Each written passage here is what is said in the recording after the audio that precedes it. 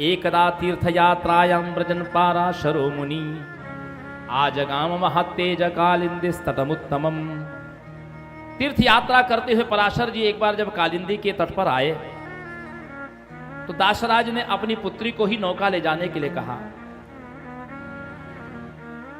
नौका अभी बीच में पहुंची थी, पराशर जी ने उस सत्यवती का हाथ पकड़ लिया। सत्यवती ने कहा कि एक ऐसे तपस्वी ऋषि ये मेरे प्रति अनुचित व्यवहार क्यों? पराशर जी ने कहा कि देखो, यद्यपि मेरे मन में कभी विकृति नहीं आई, मैंने स्वर्ग में अप्सराओं का भी दर्शन किया है, ब्रह्मलोक तक की मैंने यात्रा की है, लेकिन मेरे मन में कभी विकार नहीं आया।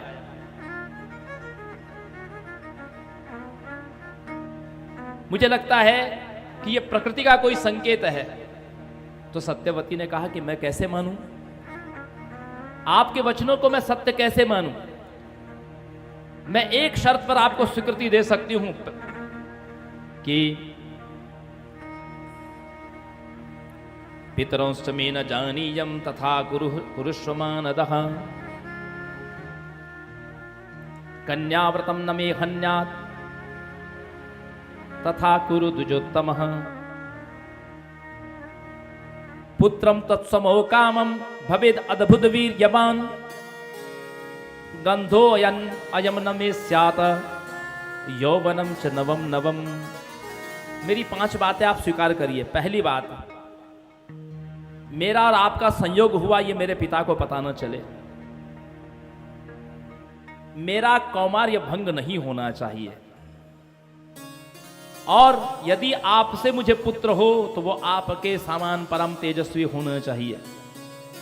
मेरे शरीर से जो मछली की दुर्गंध आती है वो दुर्गंध सदा के लिए चली जाए, इसमें से सुगंध उस प्रस्फुटित हो, और कभी भी मुझे वृद्धावस्था न आए, मैं सदा सर्वदा युवान बनी रहूं।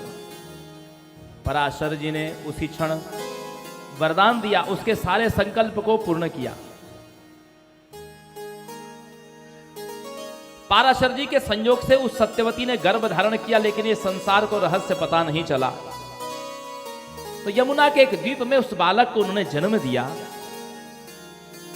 पिता को भी इस बात का पता नहीं था। पराशर नंदन व्यास जी का प्रागट्य हुआ, जिन्होंने जन्म लेते ही युवावस्था को धारण किया, और मां की आज्ञा से संसार को ज्ञान देने के लिए वे परिव्राजक हो गए। ऐसे वेद व्यास जी की उत्पत्ति हुई।